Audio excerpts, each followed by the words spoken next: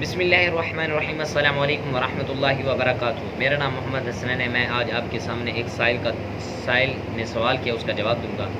سائل نے سوال کیا کہ حضرت عثمان کو شہید کرنے والے کون تھے؟ تو اس کا جواب یہ ہے کہ حضرت عثمان کو شہید کرنے والے بہت بڑے کفار کے لیڈر تھے۔ وہ ان میں سے ایک یہ تھا حمیل بن زیاد۔ یہ وہ مولعون تھا جو حضرت عثمان رضی اللہ تعالیٰ عنہ کو شہید کرنے کے بعد انڈر گراؤنڈ ہو گیا تھا، بھاگ گیا تھا، نکل گیا تھا اور کہیں نخا کے مقام پر چھپ کے بیٹھا ہوا تھا۔ یوسف بن حجاج کے دور میں جب یوسف بن حجاج کو پتہ چلا کہ اس کا اپنے قبیلے والوں کے ساتھ بھی تعلق ہے اور یہ نخا کے مقام پر چھپا بیٹھا ہے، تو یوسف بن حجاج نے اس کے قبیلے والوں کو کہا، اگر تم نے مجھے حمیل بن زیاد نہیں سپرد کیا تو میں تم سب کو قتل کر دوں گا۔ اس کے بعد قبیلے والے اس خوف سے اسے خود ہی پکڑ کر لائے اور اس کے بعد اسے کافر کردار تک پہنچا دیا۔ دوسرے نمبر پر تھا عمیر بن ثابت۔ یہ ملعون تھا جس نے حضرت عثمان کو شہید کرنے کے بعد جو ہے ان کی پسلیاں توڑی تھیں، اور یہ سیدنا معاویہ کے دور میں چھپا بیٹھا تھا۔ اس کے بعد اس نے سیدنا معاویہ کو یہ بھی آفر کی تھی، تم مجھے قتل کرنے کے بجائے میرے دو نوجوان بیٹے ان دونوں کو قتل کر دو یا ان میں سے کسی ایک کو قتل کر دو۔ البتہ سیدنا معاویہ رضی اللہ تعالی عنہ نے اس سے انکار کر دیا اور اسے قتل کر دیا۔ تیسرے نمبر پر تھا حکیم بن جبلہ۔ یہ جو تھا بصرہ کا بہت بڑا ڈاکو تھا اور یہ خصوصاً ذمیوں کو قتل کرتا رہتا تھا۔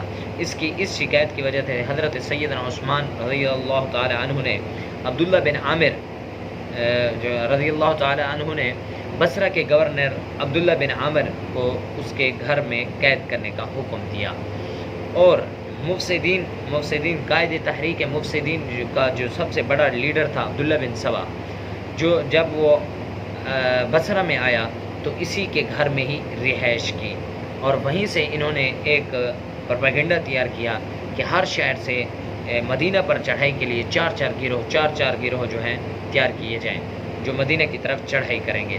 جب حضرت سیدنا عثمان رضی اللہ تعالیٰ عنہ خطبہ دے رہے تھے تو اس وقت حضرت سیدنا عثمان رضی اللہ تعالیٰ عنہ پر سب سے پہلے پتھراؤ کرنے والا بھی یہی شخص تھا، اور اس کا عبداللہ بن سبا کے ساتھ گہرا تعلق تھا۔ جنگ جمل کے دوران جب عبداللہ بن زبیر میں سے ایک شخص نے یہ ندا لگائی کہ ہماری جو جنگ ہے، جنگ جمل میں یہ کہا تھا، ہماری جو جنگ ہے صرف قاتلین مفسدین کو قتل کرنا ہے ہمارا مقصد، اور کسی کو قتل کرنا نہیں ہے۔ یہ جو ہے اسی جنگ کے اندر زخمی ہو گیا تھا۔ اس کے بعد اسے کتوں کی طرح گھسیٹ کر لایا گیا تھا اور اسے واصل جہنم کیا گیا تھا۔ اس کے بعد ہے جہجہ الغفاری۔ وہ ملعون تھا جس نے سیدنا عثمان کے ہاتھ میں موجود عصا کو اپنی ران پر رکھ کے توڑ دیا تھا۔ اس کے بعد اسی کے ران پر ایسا پھوڑا نکلا جس سے اس کے جسم میں کیڑے ہو گئے تھے اور یہ بھی مردار ہو کر واصل بھی جہنم ہو گیا تھا۔ اس کے بعد تھا محمد بن ابی حذیفہ، مشہور صحابی رسول حضرت ابو حذیفہ کا بیٹا تھا۔ اس نے حضرت سیدنا عثمان رضی اللہ تعالیٰ عنہ سے گورنر کا مطالبہ کیا تو حضرت عثمان رضی اللہ تعالیٰ عنہ نے فرمایا کہ پہلے تو مجھے ایسا کردار پیش کر کہ میں تجھے گورنری دوں۔ اس کے بعد یہ ناراض ہو گیا اور اس نے جنگ کی اجازت مانگی کہ میں جو ہے جہاد کے لیے جانا چاہتا ہوں۔ حضرت عثمان نے اسے اجازت دے دی۔ اس کے بعد وہ مصر میں محمد بن ابی بکر کے ساتھ مفسدین کی تیاری کے لیے، مفسدین جو تھے ان کی تیاری کے کام میں مصروف ہوا۔ مفسدین مدینہ میں روانہ ہو گئے لیکن یہ وہیں رہا۔ باقی تو مفسدین جو تھے وہ مدینہ کی طرف چڑھائی کرنے کے لیے روانہ ہوئے لیکن یہ وہی رہا۔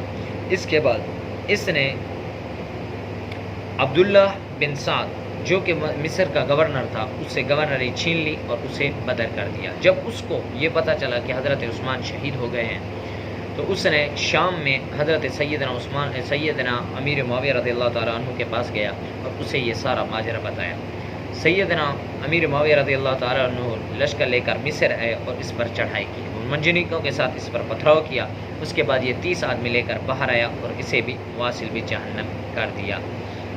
تو دعا ہے کہ اللہ ہمیں صحابہ کرام کی سیرت بیان کرنے کی توفیق عطا فرمائے اور غلط فہمیوں سے بچنے کی توفیق عطا فرمائے۔ وآخر دعوانا ان الحمد للہ رب العالمین۔